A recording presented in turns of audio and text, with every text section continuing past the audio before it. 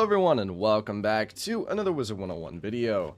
Today, you may have noticed yesterday I asked in a community poll, I was like, what is your favorite arc in Wizard101? And I was curious because I had this video kind of in mind for the next day, but I want to hear your opinions first. As you can see, the results of this poll are rather interesting, with 58% saying Arc 1, 15% saying Arc 2, 23% saying Arc 3, and Arc 4 coming in at a 4%, which isn't exactly surprising. I did expect Arc 4 to be in last place, considering it's not finished yet. It's just 2 worlds as of right now, but I asked that because I figured that I wanted to kind of gauge an idea of what the general opinion is versus my actual opinion, which I think, you know, is a really interesting difference. So today I want to go over what I think are the rankings, the best arcs in the game, and why I would particularly rank them like that. So without further ado, let's get into it. So let's start with Arc 2, and this is at the bottom for a reason, and I think if I did another poll that ran everyone's least favorite arc, they would also have this as their least favorite arc. Arc 2 has a lot of problems, I would say, and they're really major problems. First off, let's talk about the actual worlds themselves. This arc, in my opinion, contains some of the least liked worlds in this game, and is really no surprise that it would be one of the least favored arcs. It has Celestia, which a lot of people consider to be long, boring, and just overall kind of ugly. There is Zafaria, which not a lot of people like. People are usually pretty ambivalent about it. You have Azteca, which obviously is one of the most universally despised worlds in this entire game. And then you have Chrysalis, which really is only liked by the people who really like story and really like maybe a bit more of a challenge, but not too tedious of a challenge. Basically, Chrysalis is kind of in the middle, but I would say it's more leaning towards the disliked side. I would say the main saving graces of this arc are, for me at least, Zafaria, which again, I did say people are pretty ambivalent on. I personally really like Zafaria. I think Zafaria is a really good world, and really Drum Jungle is the only downfall of it in my opinion, because it is a very long and kind of drawn out street. But I would say Zafaria is one of my favorite worlds from it, and Avalon is also one of the best worlds from it. And Avalon is obviously an outlier. Most people consider Avalon in their top 3, top 5 worlds. Obviously, now that we've come to that, we have the fact that most of the worlds in the arc are actually pretty disliked by the majority of people. But I would say that that's not the main issue that Arc 2 has. Arc 2 has 2 problems, I would say, that really hold it back from being a really good arc. First off is the villain. Morganth, no matter how much some people, you know, want to simp for their Dami Mommy, Morganth is not a good villain. She is very bland, very boring, and doesn't really have a particular interesting storyline. She's really evil for the sake of being evil, which in my opinion is one of the worst types of villains. There's no like really driving factor there. She wants power, but that's really it. And then continuing on from this, Morganth has a really, in my opinion, disappointing finish. Morganth doesn't really have this major final epic battle like you'd expect, but really it's kind of a letdown because the fight is almost pathetically easy, and you just realistically blitz through the final Morganth fight. The galleries right before it were actually more difficult than Morganth by a significant margin. So overall, I would say that's the problem with Morganth, and definitely one of the reasons I dislike Arc 2, because we're not following an interesting villain, we're following Morganth, and Morganth isn't exactly an interesting villain. Another problem I want to talk about is the fact that the gear feels really stagnant.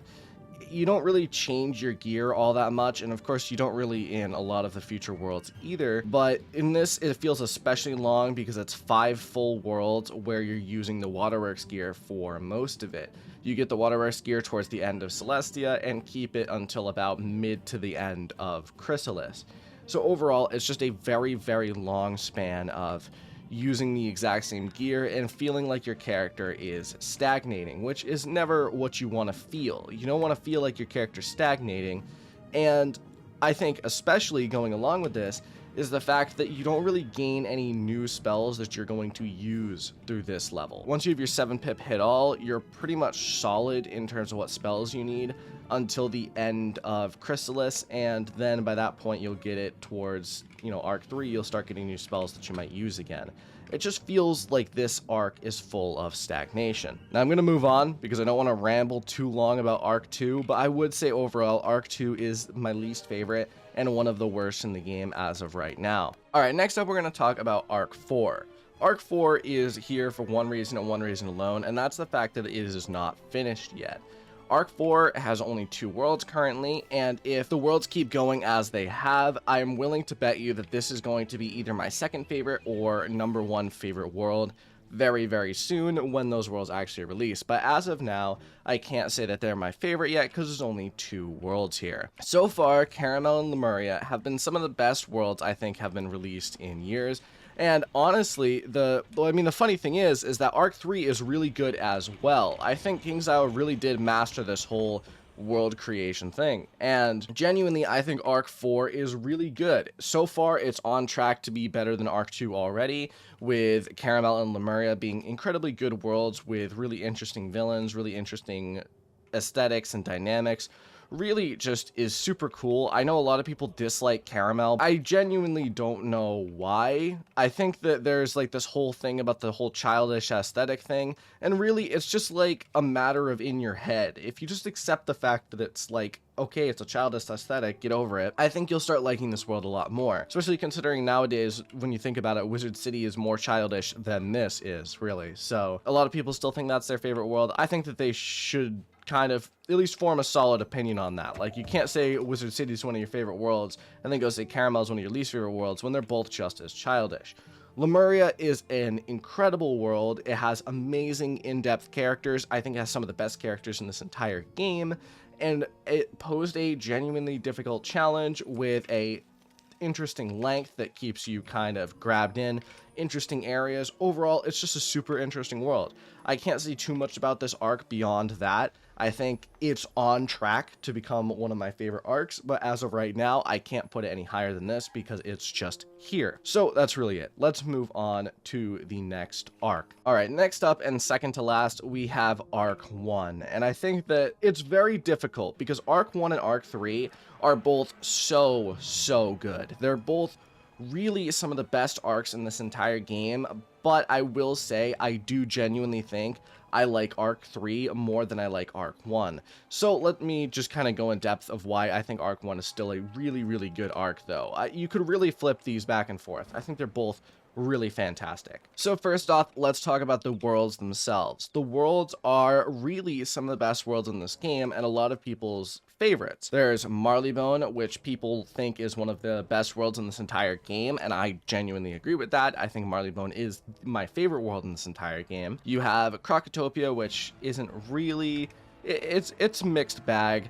You have Wizard City, which is also a mixed bag nowadays, Mushu, which I consider really good, and Dragonspire, which is a really good ending world, despite the fact that people might not like it. I think that the worlds are genuinely well received and well remembered, definitely nostalgic, but the main driving point of Arc 1 and the thing that people like the best is Malistaire. And this is a very obvious, okay, yeah, he's Malistaire. Malistaire is such a good villain, and really, he's such a nostalgic villain as well. If you grew up in, 2008 like I did, and you saw the Malistaire commercials, you were like, oh my god, this is an intimidating villain, and this is such an epic battle, right? An epic battle to fight Malistaire, save the Spiral, and, stop his nefarious plans, which, going along with that, we find out actually aren't that nefarious. It's not like Malistaire is doing the evil plans for the sake of being evil. He's not like Morganth, where he just wants power. Malistaire really just wants to save his wife who died of sickness. He's really just a dude who misses his dead wife, and that's what I think is the best part about it. A villain that you can sympathize with is one of the best types of villains you can make in fiction. And I think the reason for that is that really it shows that they aren't just a villain. They aren't just an evil dick, right? They're here for a reason. and they have motives, and it almost makes you want to not stop them from destroying the spiral because of that connection, how much they really care about what they're going for. But you know that for the greater good of the spiral, you need to stop them anyway. And Malistaire is definitely like that, right? Where you definitely sympathize with him. You say, okay, yeah, saving your dead wife is a really good goal, and you shouldn't, you shouldn't have to live in sorrow for the rest of your life because your wife died. But we can't let you actually destroy the spiral and go through with your plans because of that. You can't just, destroy the world and destroy yourself because of your dead wife.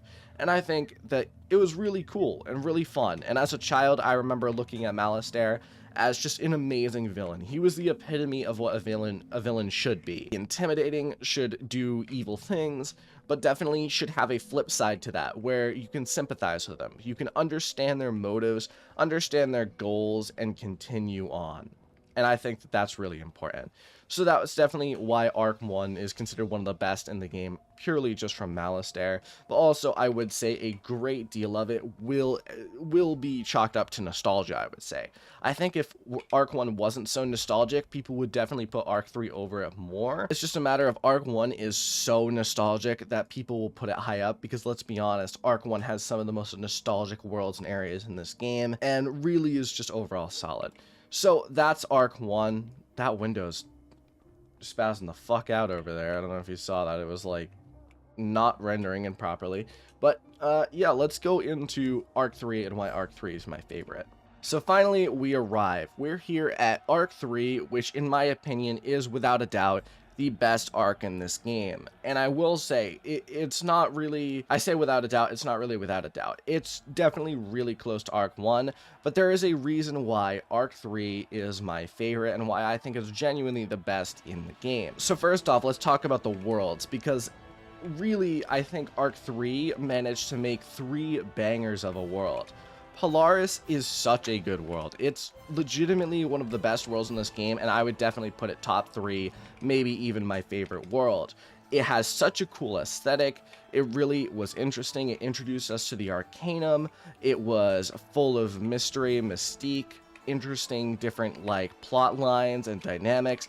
Overall, just such a cool world. And we started a revolution and we won the revolution. It was just such a cool world, and it was so interesting to go into a world that I found to be one of the best after going through Azteca and Chrysalis, because I went through Azteca and Chrysalis, and then that was kind of the end of the game for a while because I reached the level cap, and then they reached Polaris, and Polaris was so good. I remember when it first came out, I was like, oh my god, this is probably the best world KingsIsle's ever written, and I still think it is one of the best worlds KingsIsle's ever written. But beyond that, it's not just Polaris that carries Arc 3. Mirage is also a really, really good world. It's filled with amazing characters, fun characters that people really enjoy. Like, Ozzy is a really fun character. Snake Plissken will always have a place in my heart. The Sultana is really cool. Overall, just such interesting characters that really make Mirage a fantastic world. And then we have Imperia, which Imperia also has some really good characters. I don't think it's as well liked as the other worlds, but I'd still say Imperia is really good. It's one of my favorite final worlds we've had of an arc so far, because, we have Dragonspire Chrysalis. I think Imperia is my favorite out of Dragonspire, Chrysalis, Imperia. Maybe Dragonspire, but definitely Imperia is up there. It's not a bad world, and I would say it's actually a pretty decent world. It's overall just solid. But beyond that, let me tell you what I think is my favorite part of Arc 3 is the villains, the twist on the villains, and really just everything about the bad guys in Arc 3. First off, the end of each world really felt like there was a main kind of bad guy that there was supposed to be, and then there was kind of a twist on that, right? And I would like to say this follows stories and story planning perfectly. We had the kind of introduction rising action of Polaris, we had the climax of Mirage, and then kind of the falling action of Imperia. And if you're wondering why I say that, is because, well, first off, the whole thing is about Old Cobb, Grandfather Spider, and his 3 shadow children. We have the Rat, who is kind of the climax of Polaris, and a really interesting and unique villain that's super memorable.